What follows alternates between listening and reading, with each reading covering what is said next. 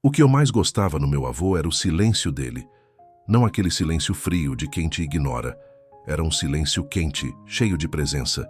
Ele escutava com os olhos, e quando falava, parecia que cada palavra carregava terra, sangue e tempo. Cresci escutando histórias dele sob o pé de manga, ali no quintal de barro batido onde a gente tomava café no coador de pano e dividia pão com manteiga. Foi ali que aprendi que dignidade não se compra, se constrói.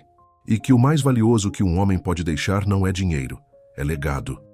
Quando ele faleceu aos 94, eu chorei em silêncio, como ele me ensinou. Não porque era fraco, mas porque guardar a dor e transformá-la em força também é uma forma de honra. No testamento, ele deixou um terreno pequeno afastado do centro, onde antes funcionava uma quitanda que ele mesmo construiu com as próprias mãos, tijolo por tijolo. É pouco, dizia ele, mas talvez você consiga plantar algo que sirva a muitos. Essas foram as palavras dele. Eu gravei. Minha esposa, Júlia, não parecia muito impressionada.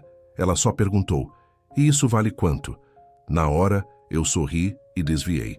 Júlia sempre foi prática, materialista, e eu aprendi a não confrontar. A gente estava junto há 9 anos, e embora o amor tivesse murchado com o tempo, eu me convencia que compromisso também era amar nas secas. Ela dizia que precisava de tempo para si, e que ia fazer um retiro de reconexão espiritual. Um fim de semana longe, num sítio com outras mulheres, meditação, cura energética e essas coisas que ela começou a seguir nas redes sociais. Eu acreditei.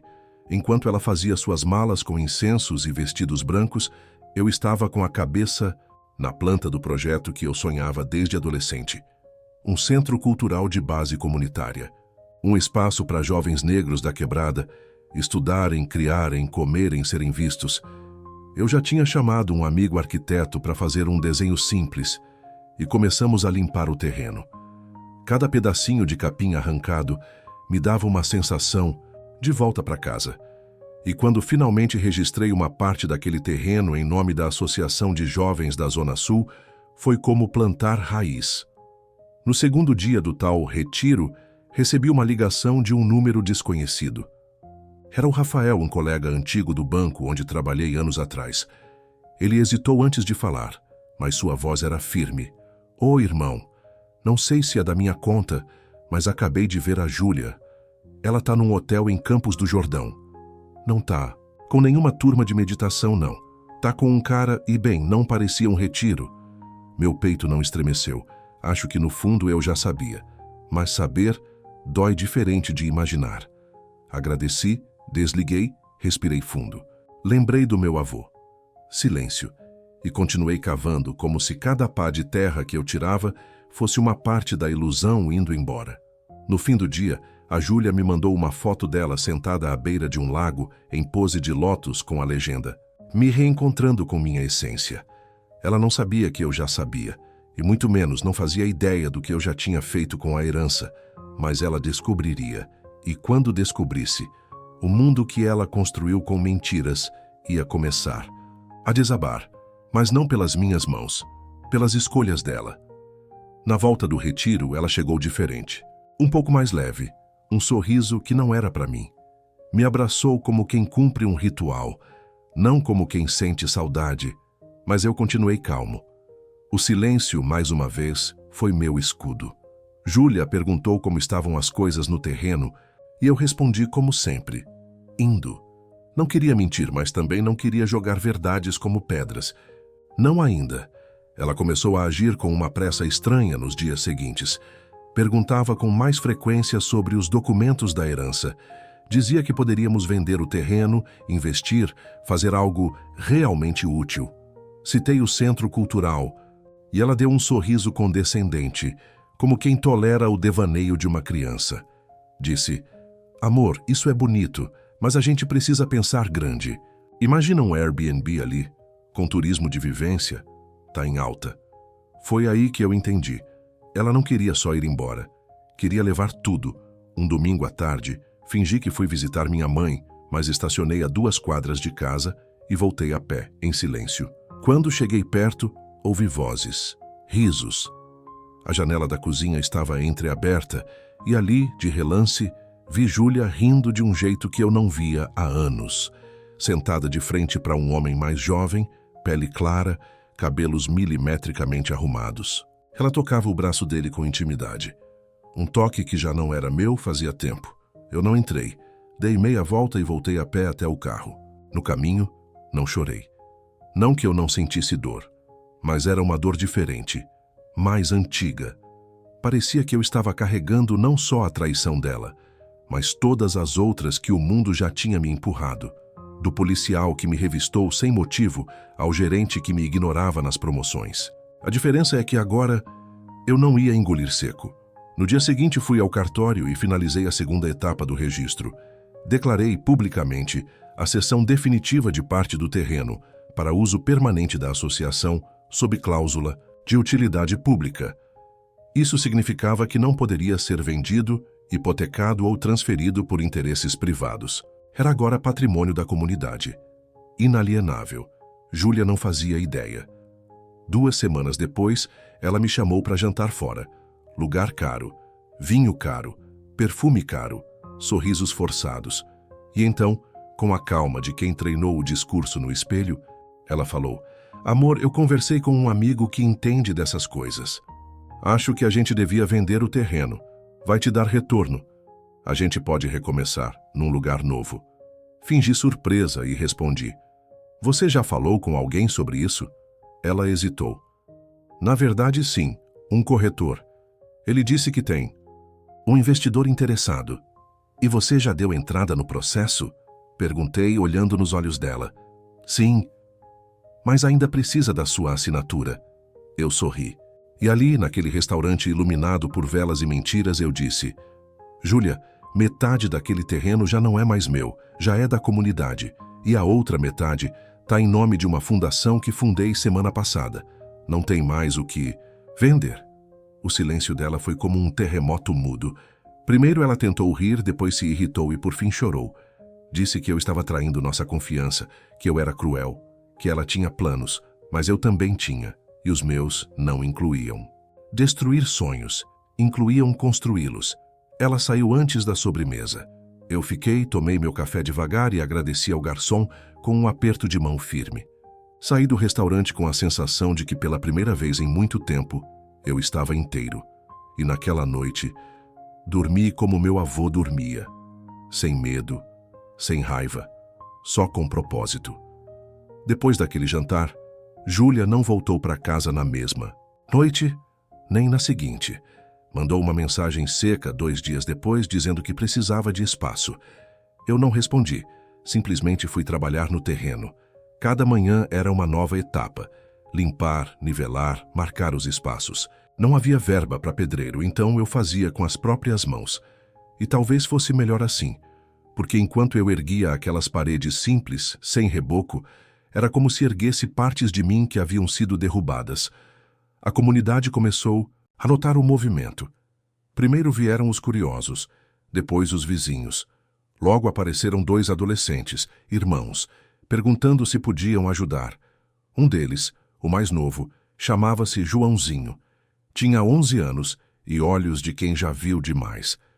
Me contou que o pai tinha sido preso injustamente e que a mãe limpava casas em 3 bairros diferentes. Ofereci um lanche e uma enxada pequena. Ele pegou com as mãos sujas, mas os olhos brilhavam limpos. Em menos de 1 semana, já éramos um grupo. Eu, os irmãos, Dona Celeste, uma aposentada que trazia água gelada e palavras doces, e até o Alex, um grafiteiro da região que se ofereceu para pintar um mural no muro lateral. Escreveu com letras grandes e vivas: "A gente floresce no concreto." No meio disso tudo, recebi uma notificação judicial. Era uma contestação sobre o uso do terreno. Júlia havia tentado anular os registros feitos por mim, alegando alienação imprudente de patrimônio comum do casal. Um advogado assinava embaixo. O nome dele me soava familiar. E então percebi. Era o mesmo homem que vi pela janela da cozinha. Foi a única vez que senti raiva. Raiva de verdade. Não por ela tentar tomar o que ajudei a construir, mas por tentar apagar o que agora já era de muitos, por querer transformar esperança em produto. E mesmo assim, Respirei. Fui ao fórum no dia marcado, levei todos os documentos, registros, recibos de doação, assinaturas da associação. A juíza, uma mulher negra de olhar firme, me ouviu em silêncio. E quando terminei, ela disse apenas: Senhor Maurício, o que o senhor fez não foi apenas legal, foi necessário. Na saída, encontrei Júlia no corredor. Ela estava abatida, sem maquiagem, sem os colares místicos, sem o brilho forçado. Apenas ela, real. Você me traiu primeiro, ela disse com a voz trêmula. Olhei nos olhos dela e respondi com calma: Não, eu me salvei primeiro. Ela baixou os olhos e foi embora. Voltei ao terreno no fim da tarde. As crianças corriam entre os blocos ainda frescos. O cheiro de cimento novo misturava-se ao som de risadas. Sentei num caixote, suado, sujo, mas inteiro. Peguei o celular e tirei uma foto do mural do Alex, com o pôr do sol ao fundo. Postei com uma legenda simples: do que tentaram roubar, a gente fez raiz. Horas depois, a foto começou a viralizar. Comentários, curtidas, compartilhamentos. Um deles me chamou a atenção. Sou documentarista. Posso visitar o projeto? Acho que o mundo precisa conhecer essa história. Era um perfil verificado, um nome conhecido. E ali eu comecei a entender que essa história não era só minha. Estava só começando. Se essa história tocou seu coração, deixe um like. Inscreva-se no canal e conte nos comentários o que mais te emocionou. Porque se você não se inscrever, em breve, você pode não ver mais nossas histórias. Ele chegou numa segunda-feira, sem alarde, sem equipe de produção.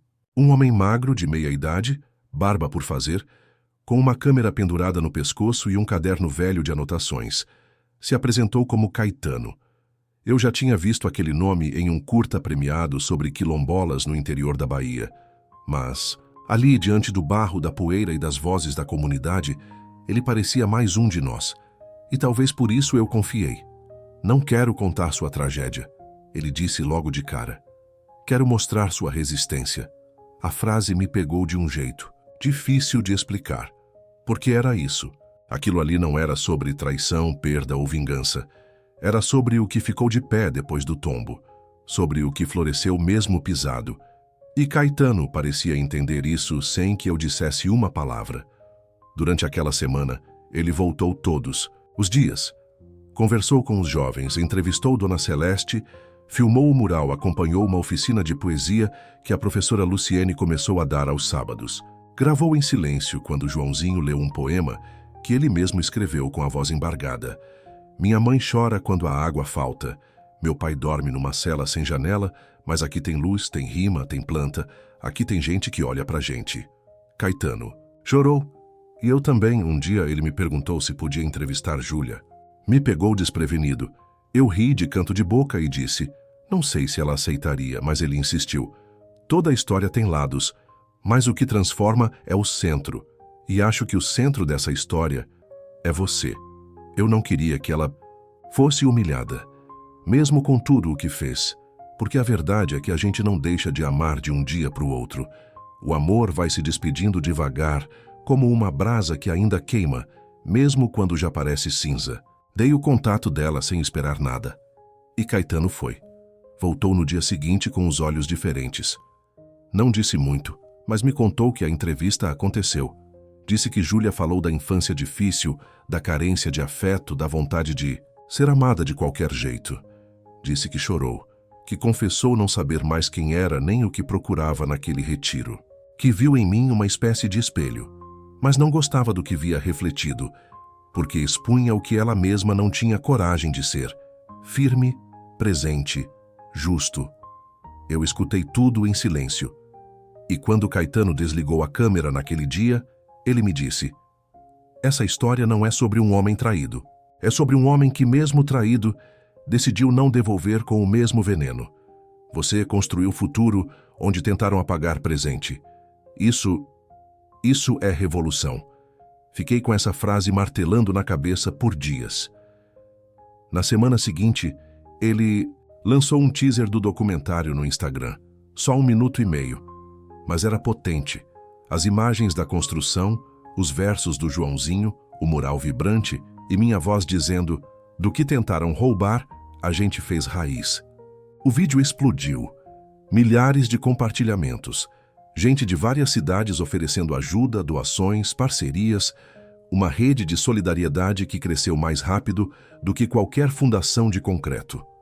De repente, aquele terreno esquecido virou símbolo. E eu virei algo que nunca quis ser. Exemplo. Mas talvez fosse isso mesmo que meu avô queria dizer quando falou: plante algo que sirva a muitos. Porque agora não era mais só meu, era nosso. E essa história, com suas dores, curvas e cicatrizes, estava só começando a ser contada. As coisas começaram a crescer mais rápido do que eu podia acompanhar. Doações começaram a chegar pelo Pix da associação. Sacos de cimento, livros, computadores usados, caixas de alimento. Um empresário da Zona Oeste prometeu bancar a construção de uma biblioteca dentro do espaço. Uma arquiteta famosa se ofereceu para redesenhar as instalações com acessibilidade total. E um grupo de jovens músicos começou a ensaiar ali toda sexta-feira à noite. A gente nem tinha terminado as paredes, e já era possível ouvir vida pulsando dentro delas, mas nem todo mundo gostou daquilo. Na terceira semana após o teaser viralizar, recebi uma intimação. O condomínio vizinho, construído recentemente por uma incorporadora, alegava que o nosso projeto fugia da vocação residencial da área e que o aumento de circulação poderia comprometer a segurança e a harmonia local. Harmonia. Local. Palavras tão polidas que doíam mais que gritos, porque eu sabia o que estavam dizendo sem dizer. Sabia que o incômodo não era o barulho das crianças, nem o som dos tambores, nem o vai e vem de jovens no fim do dia. O incômodo era ver gente preta ocupando com alegria um espaço que antes era só abandono. O incômodo era não poder mais, fingir que não existíamos. Fui chamado para uma reunião com os representantes do condomínio. Fui sozinho, camisa limpa, sapato surrado, olhar firme. Do outro lado da mesa, 3 homens de pele clara, pastas cheias e rostos que já me olharam assim a vida inteira, com aquela mistura de desconfiança e superioridade.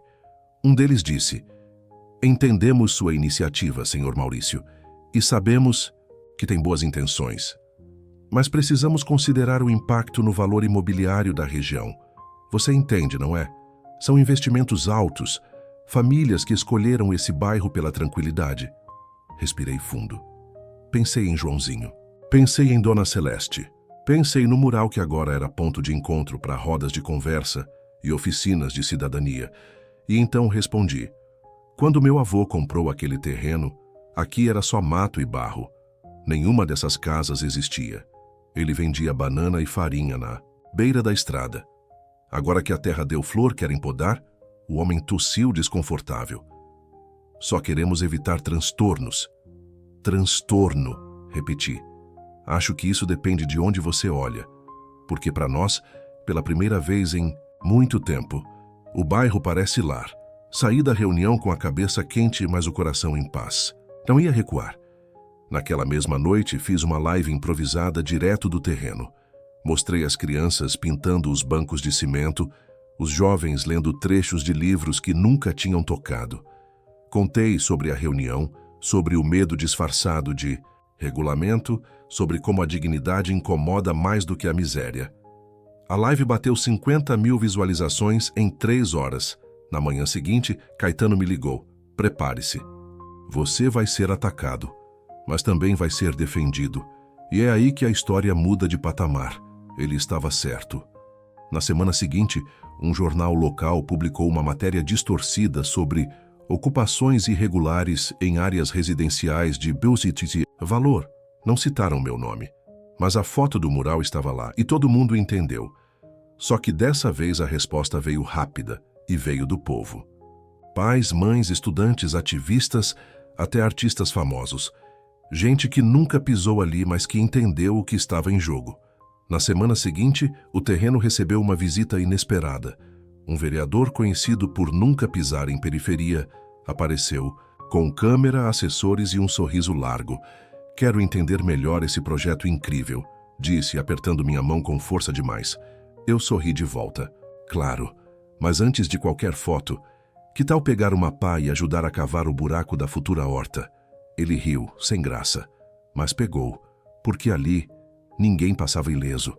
Ou você ajudava a construir, ou saía do caminho. Às vezes, eu sentava ali sozinho depois que todos iam embora. Ficava só com o som do vento batendo nas folhas da mangueira antiga, a mesma espécie que meu avô plantou no quintal décadas atrás. Um dia, Joãozinho me viu ali, parado, olhando o nada, e perguntou: "Tá triste, Maurício?" Sorri devagar. "Não, moleque, tô lembrando." Ele sentou ao meu lado sem dizer nada. A gente ficou ali, em silêncio, por um tempo que só o coração entende. Foi naquele momento que percebi.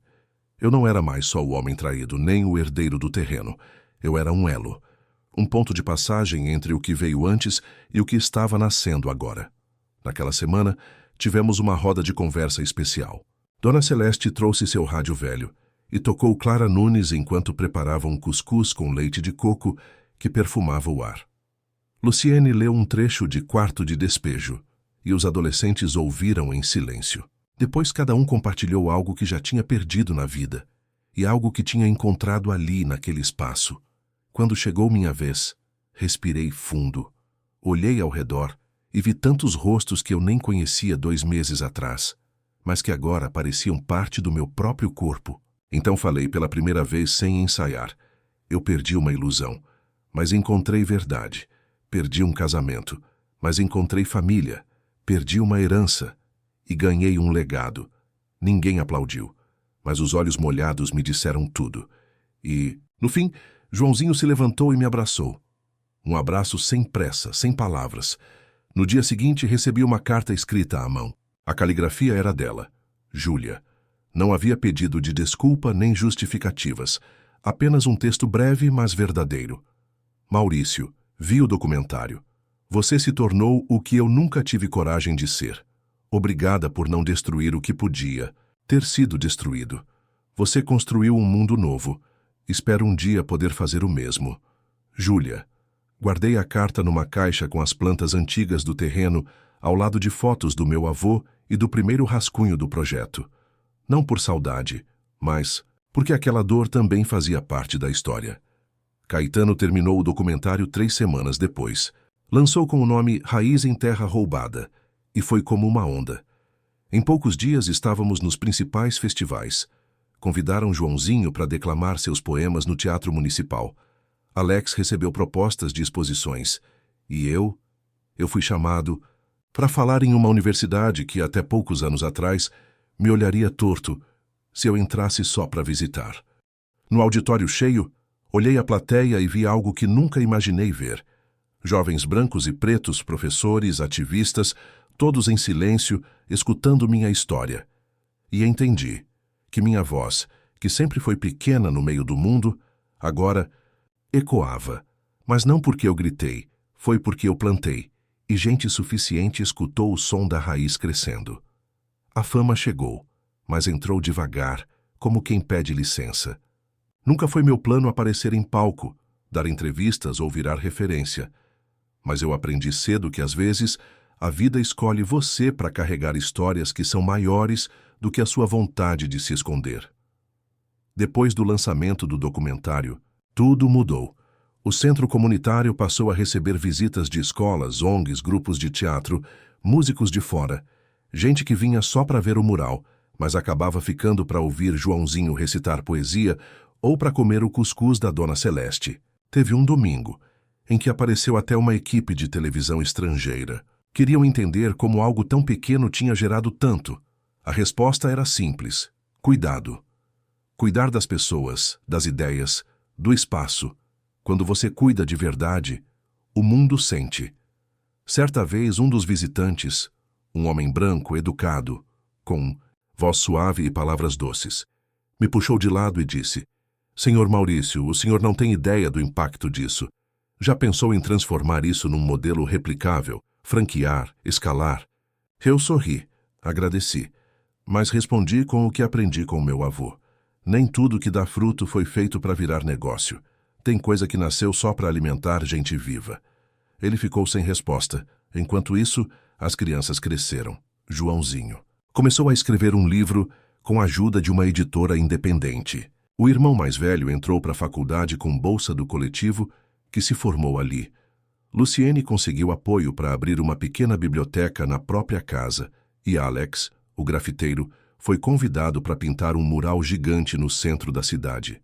Levou consigo uma cópia fiel da frase original: "A gente floresce no concreto". Eu continuei no mesmo lugar. Ainda acordava cedo, limpava a calçada, organizava as doações, ajudava nas oficinas.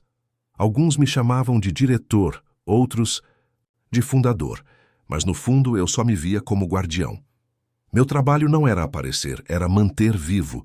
Era garantir que tudo aquilo não se perdesse quando os holofotes fossem embora, porque eles sempre vão. Certa manhã, enquanto regava as mudas da horta com Joãozinho, ele me perguntou: "Você se arrepende dela?"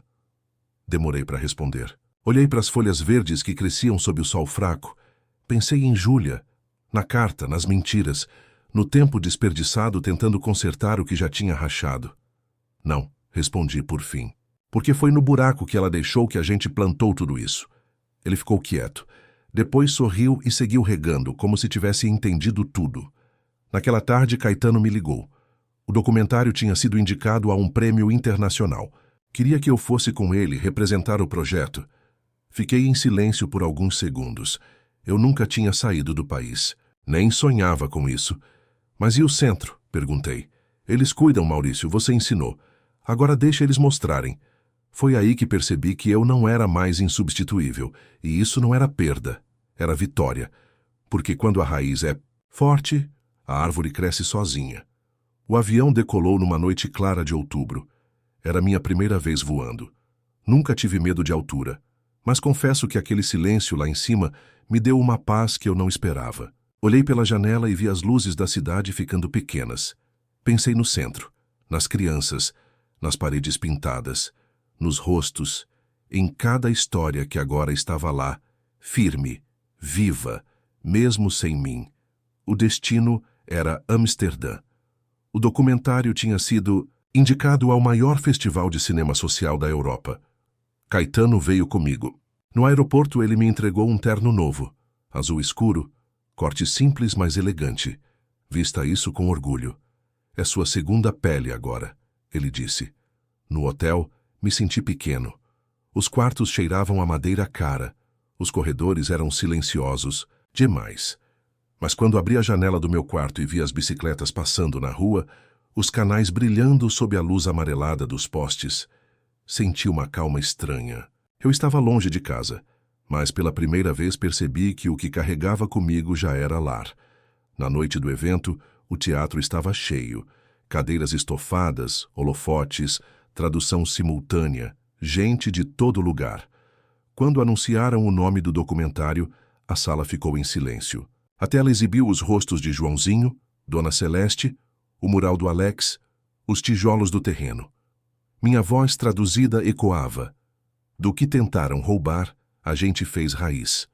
Houve aplausos, mas foi depois, no coquetel, que entendi o peso daquilo. Uma mulher africana se aproximou de mim. Pele escura, olhos úmidos. Meu pai foi assassinado num conflito de terra. Mas ele dizia: "Planta, minha filha, planta mesmo quando eles cospem na sua terra." Quando vi seu documentário, senti que ele ainda fala comigo. Não consegui responder. Apenas abracei. Outro rapaz, colombiano, contou que trabalhava com jovens em Medellín e queria replicar o modelo do nosso centro. Uma diretora do Senegal me pediu permissão para usar trechos do filme em suas aulas. Um ativista francês me perguntou como proteger legalmente projetos como o meu contra a especulação imobiliária. E ali, no meio daquela mistura de idiomas, sotaques e lutas, eu compreendi. Minha história não era mais só minha. Ela era de todos os que foram invisibilizados, traídos, calados, e mesmo assim, continuaram construindo. Gente que, como eu, transformou perda em pilar. Na última noite, Caetano me levou a um canal tranquilo, longe da agitação do festival. Sentamos num banco de madeira. Ele acendeu um cigarro, me ofereceu, recusei. Ficamos em silêncio. Então, ele disse: "Você sabe que agora tudo muda, né?" "Sei, você virou símbolo." Balancei a cabeça. Não quero ser símbolo. Quero ser semente. Ele sorriu. É exatamente por isso que você já é. Na volta ao Brasil, ao chegar no terreno, fui recebido com festa. Nada muito grande. Só gente rindo, comendo bolo, cantando. Joãozinho me mostrou uma placa nova que haviam instalado na entrada feita com madeira reciclada. Centro Cultural Vodito. Aqui a dor não cala, ela ensina. Li, respirei fundo e fechei os olhos. Meu avô, onde quer que estivesse, estava ali. No nome, na terra, nos corpos que se multiplicaram. E eu soube. Minha missão estava mudando. Não era mais cavar fundações. Era cuidar das copas.